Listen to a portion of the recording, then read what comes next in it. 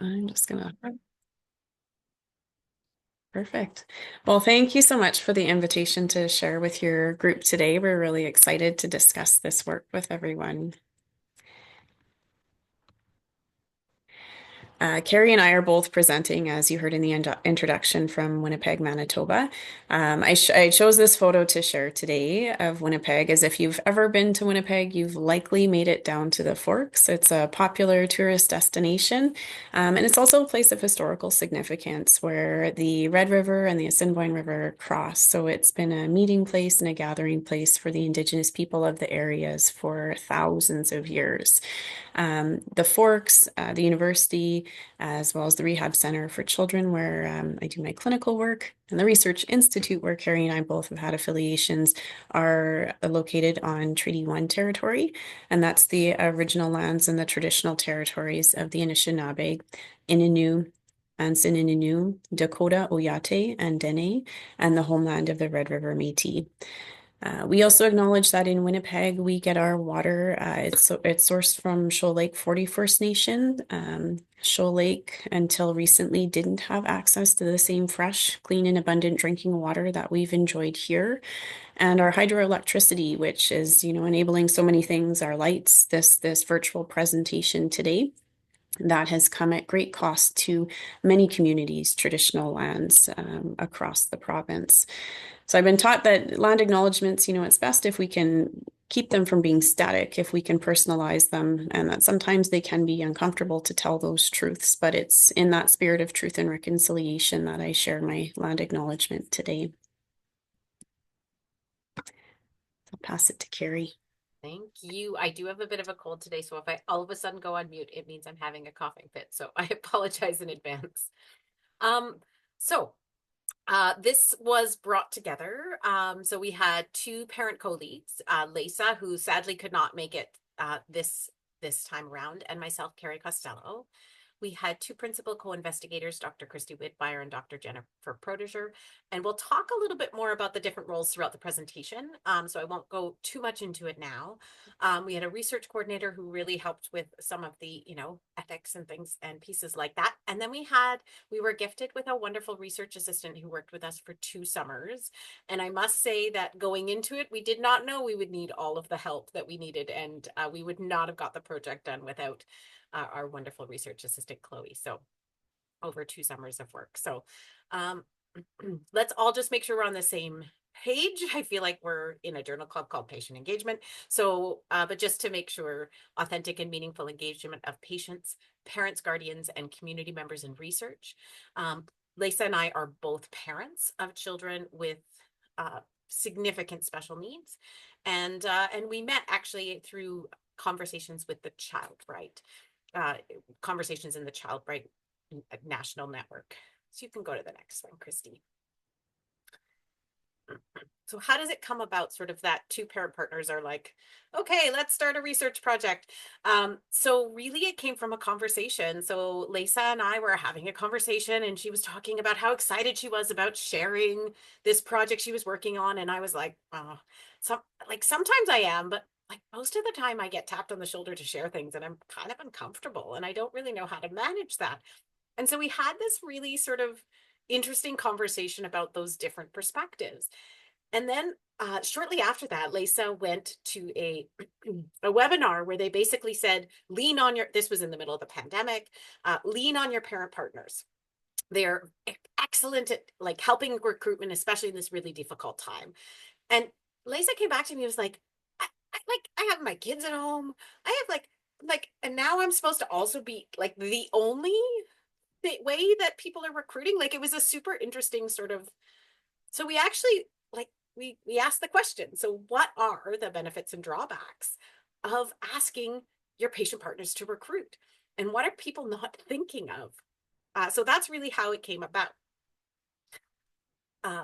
So then we were like, okay, so I reached out to Kristy, because Kristy and I have quite a relationship, and Kristy was like, sure, no problem. And we were like, okay, great.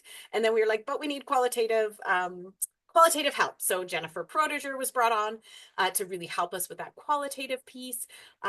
Because of course we're both parent partners, we can't really officially hold money. because, research grants don't go into personal bank accounts. So we really needed help in terms of that kind of piece. We also needed help in terms of ethics and all those pieces where we understood what they were, but we'd never really written those things ourselves. You can go to the next slide, Kristy. And then we had to find the funding. So we actually reached out to the Child Right Network and got money from them. And then luckily, as I said before, we got funding to do for 2 summers with our summer student, Chloe, with our research assistant, and that allowed us to really actually do the project. So there was sort of a little bit of money, but also really supported in terms of that. I'll pass it back to you, Kristy.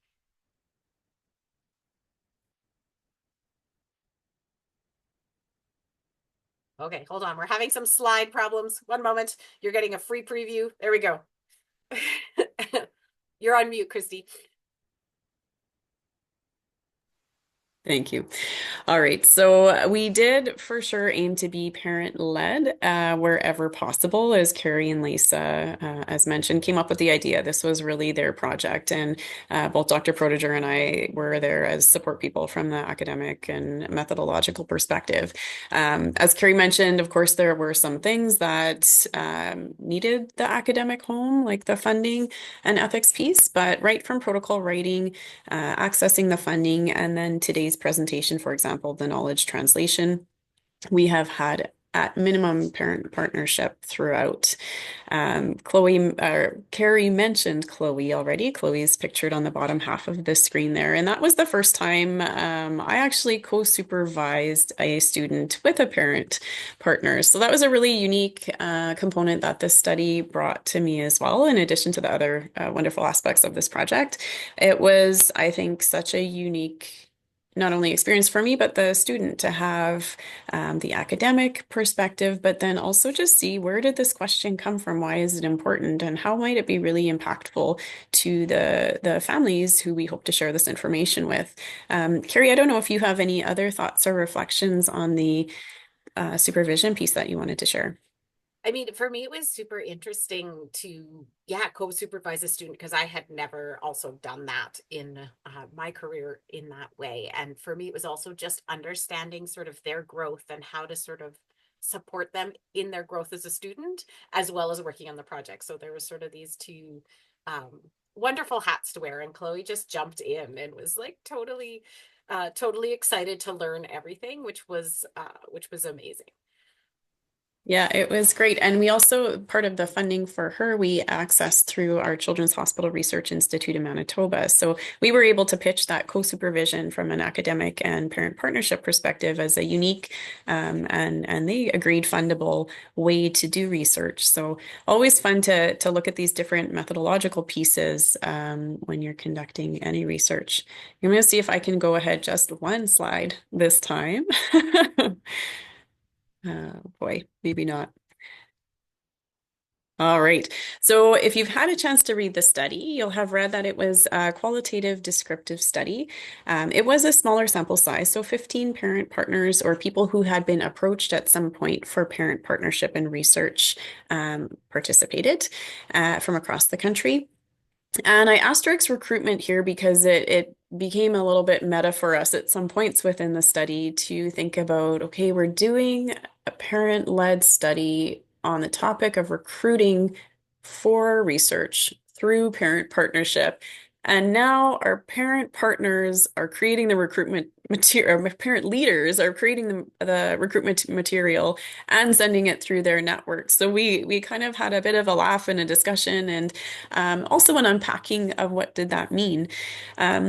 If you're familiar with the parent or patient engagement literature, you might have recognized that some of the early literature really drew that recruitment piece as one of the early measurable outcomes, benefits of partnering with individuals with lived experience and research. And we know that there's so much more than that, but there hadn't been this study yet about what does that look like from the parent perspective. So again, just the recruitment piece was an interesting thing to work through in the context of this study. and with the parent leadership in this work. So Lisa did have fantastic design skills. She put together this recruitment advertisement and several others that were used. And then, as noted, Carrie and Lisa really were the primary mechanisms or people who had the networks and knew of other networks that the recruitment material could be shared through, in addition to other institutional networks. The data was collected through virtual focus groups and virtual interviews. And just a reminder again that this was during COVID. So we were becoming more familiar with that method of data collection, which now seems just standard. And we used a thematic analysis once the interviews were transcribed. So Carrie, back to you for some reflection on parents doing data collection.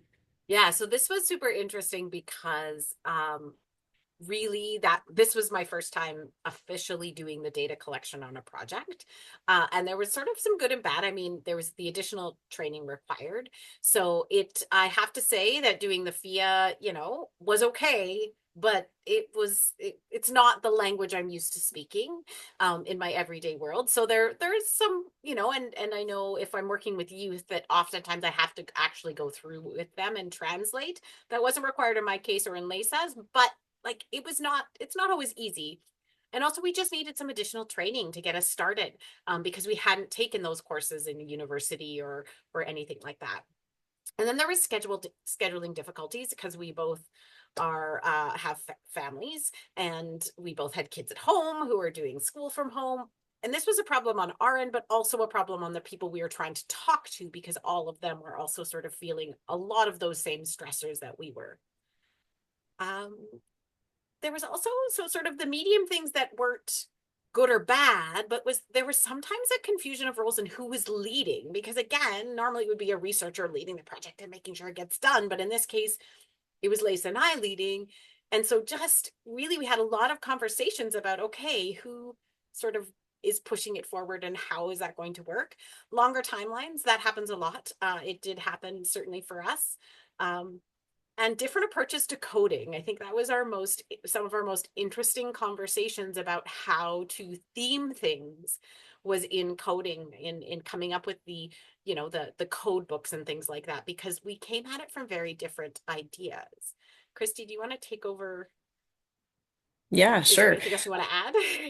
Yeah, I mean, the confusion of roles was an interesting one, I think, and we could unpack that one through conversation after too. We actually did a follow-up engagement evaluation that won't be talked about today, but will be hopefully coming out in a paper in 2025. And that piece came through strongly in that in an effort to power share, I definitely felt myself stepping back where I would normally be looking at deadlines or maybe taking a bit more control. I didn't want to own that control or over own any control. So I think, there was good. And then there was also, like Carrie said, confusion that came from that because no one wanted to step on anyone else's toes. So some learnings that we had there. Lots of good, though. I would say that the good heavily outweighed anything that was, a little bit more difficult or kind of in that medium phase. There was definitely trust and just that, recognition of shared experiences between our parent leaders of the research and those that they were interviewing. They were able, in my opinion, to maintain neutrality, but still connect very well and facilitating the focus groups and interviews, the gathering the data, and going on to future steps of interpretation. Large majority, I would say, is in that benefit zone. So when we look at what the results of our study were, so again, thinking about the research question, it's the experiences of parents who have partnered or been approached to partner in research, being asked to share recruitment material through their networks, whether that be personal or social networks. The three themes that came out were motivations, authentic partnership, and learned decision making. I won't read all the quotes on this slide. They are in the paper, but the two things I want to point out about the results were that partly in nature or due to the nature of the questions that were asked, we asked broadly about research participation just to understand context. And then we got more into the recruitment specific questions. So that, but also I think just the um, intertwined nature of participating as well as recruiting made it very difficult to take all that participation data out. So we actually left it in when we were theming the results. We wanted to gather all of that great experience and information that was shared, and it's together that research partnership, more broad perspective and experience, as well as the recruitment perspectives and experiences that are reflected in the motivations, authentic partnership, and learned decision-making themes. The other thing you'll notice if you're reading the paper is that they're not independent themes. And that's kind of on purpose. There were topics that threaded throughout and just spoke differently to different parts, different themes. So, compensation, for example, while that wasn't a main motivation to participate or to share recruitment materials, not being compensated led to demotivation or not feeling very valued, which you can imagine overlaps a lot with authentic partnerships. So again, compensation was brought up, but here a little bit differently of power sharing, valuing time. So there was definitely commonalities and overlap between the themes, and as I mentioned, conversation about research partnership in general, as well as recruitment. So I'm not going to read these quotes, but Carrie's going to share some of our favorite quotes that didn't make it Yeah, to the well, table. yeah, because this didn't make it to the quote table, but it's some of my favorite ones. So, when talking about like sharing, and these sort of ethical reasons you might share or might not share, because it's actually medical information about your child. We're talking about it's our story, it's their story, it's my story, and at what point, where are those lines? When asking about why you participate in research, somebody answered rage mostly, um, driven by anger, which we all thought was, apt actually. And other people had different versions of some of these. Um, and then for me, it was other things that people just shared. Like there's one of the masks I wear is this professional parent, but then like the normal me is the falling apart mom, and sort of just how they sort of like change their masks. And then there's the one I was getting mouthy on Twitter, and I had a friend recruit me saying you should put those good opinions to use. So those are just some of the fun quotes that didn't make it into the paper because they weren't necessarily the most representative, but very fun, and really good information to take out of it.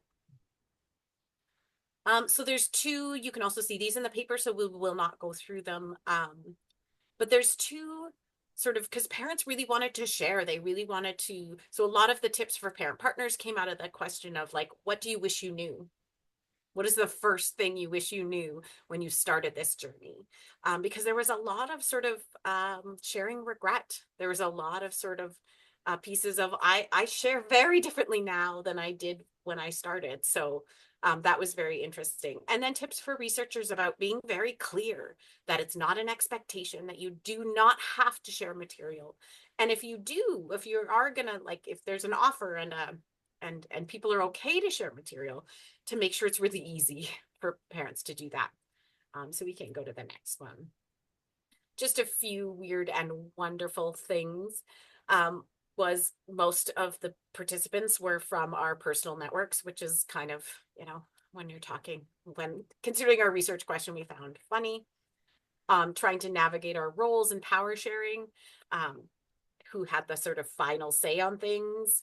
And there was a lot of ongoing conversations, which we were a pretty small research team, so that was very useful. But that was sort of a real opportunity to learn. If you have a question, find your team and see what you can do. So we're going to go through just a few more. We'll go through these pretty quickly, but we're going to stop the recording